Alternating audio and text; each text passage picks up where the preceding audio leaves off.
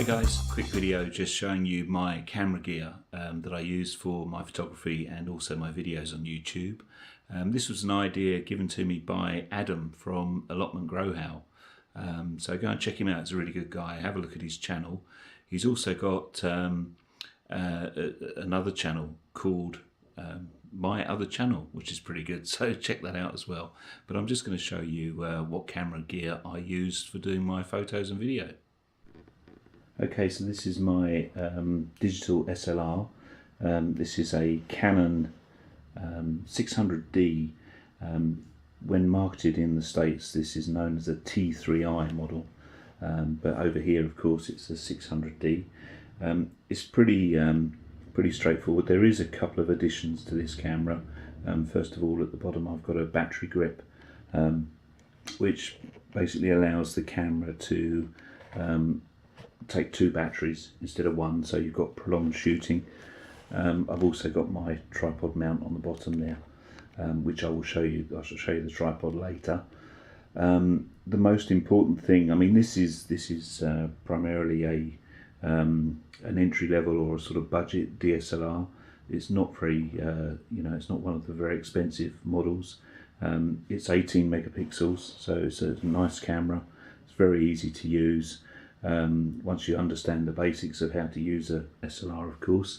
I've also got on the top here, I've got a little mount I've made up to go on the hot shoe, so that I can also put my microphone on there when I'm out shooting. Sometimes I put my Zoom H2N microphone on the top, so that I can get some decent audio as well. As with all cameras, and it doesn't matter whether you're shooting with a digital SLR, relatively sort of cheapish one like this, or whether you go for something really expensive, or even if you're just shooting with a little compact. The important thing is to have aperture and shutter control and manual. If you've got those three settings, then you can be really creative with your photography and with your videography. This particular lens on the camera is the 18-55 kit lens. That's what the camera came with originally, and I have obviously over the years that I've been into photography, I have sort of grown the kit and purchased other lenses and other bits and pieces as well. I've got a wrist strap on this particular one as opposed to a shoulder strap. I find it much easier carrying the camera with a wrist strap. The 18-55mm lens that comes with the camera standard is a zoom lens. So when the lens is set at 18mm, obviously it gives you a very wide angle, and obviously if you're doing things like landscapes, then you need a nice wide angle. This isn't the widest sort of angle lens you can get. There are some really extra wide angle lenses, but they are very, very expensive. I don't possess one of those. I don't really do enough landscape work to warrant it. I've also got another zoom lens, which is this one here, a 70-300mm Sigma lens, which is good. It's great for sort of close-ups and things. So I use this one quite a bit at the shorter end, actually, at sort of down around 70mm for a lot of the videos that you would have seen on the gardening channel that I do. So that's very versatile. It's a nice lens, and those are my two zoom lenses. So we've got a 70-300mm Sigma, and the standard kit lens, which is an 18-55mm standard Canon kit lens that came with the camera when I initially bought it. Now, in addition, I have another three lenses for the camera. This one here is, all three of these lenses, incidentally, are prime lenses. Now that means they're actually fixed focal lengths, so they're not zoom lenses. This particular lens here is a Canon 50mm f1.8, which is quite a fast lens.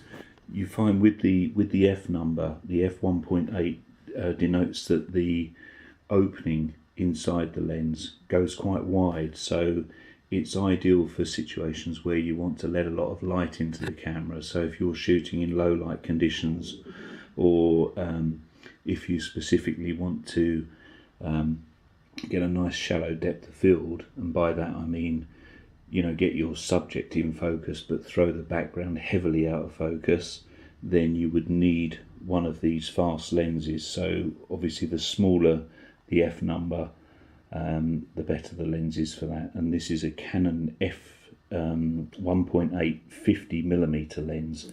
It's ideal for things like portraits and that sort of thing, but it's a great little lens, and they are, once again, this particular lens is quite cheap. They're normally somewhere around about £80, I believe. If you went for the slightly faster version, the 1.2, the 50mm 1.2 version, f1.2, then that is considerably more expensive because it's a much more desirable lens. But this little thing's great for what I use, and I use that quite frequently. I also have, I'll just move this one out of the way a moment, I also have two old vintage lenses. Now these lenses weren't originally designed for the Canon camera. These are a screw thread, but you can buy an adapter to allow them to fit your camera. And the good thing with these is that this particular one is a Soligor. It's a fixed focal length, so it's a prime lens of 135mm. So it's got a nice bit of focal length to it, and it's an f1.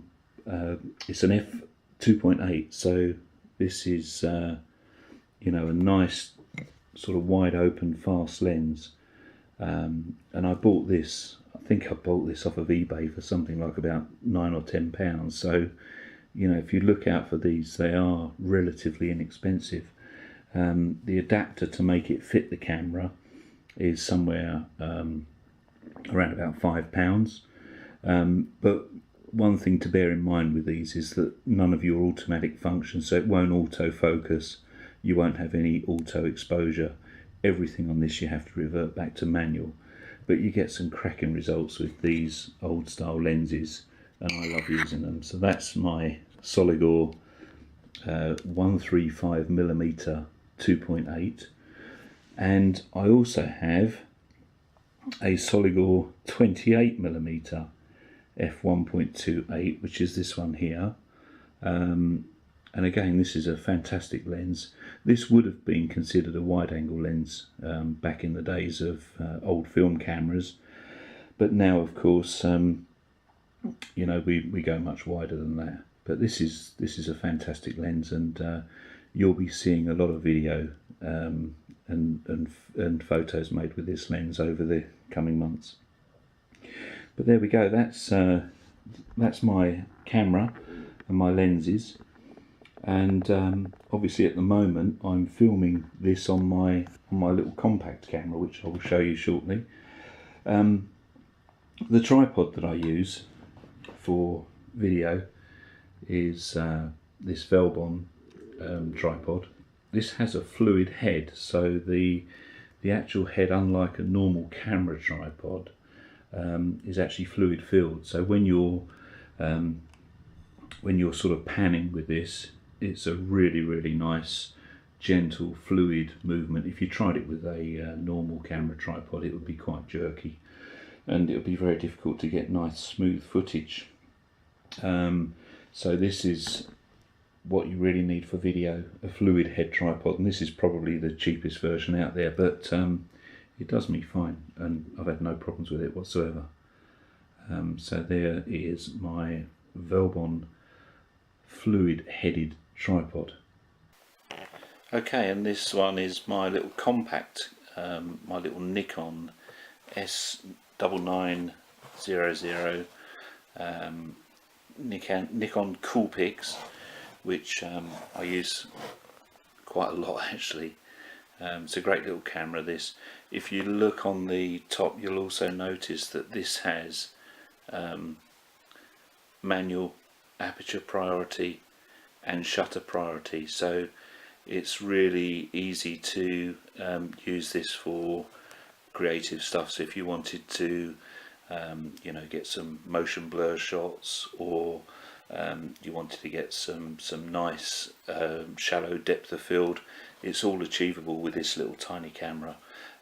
It fits in the pocket as well, and it's got a pretty tidy zoom, although the zoom, unfortunately, you know, when you're right at the end of the zoom, image quality suffers a little bit, but it's great, absolutely fantastic. It also has, and I think it's the only one in its class, it also has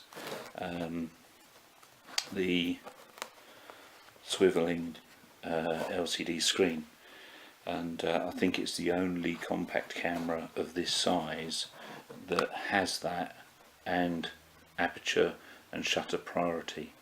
So it's a fantastic little camera, and I love this. It pretty much goes everywhere with me. So a lot of the video work that I do is on this, as well as using my big Canon. But there we go. That's my camera gear, or some of it at least. Thanks for watching, and please hit the subscribe button for any new videos. Thanks a lot. Bye now.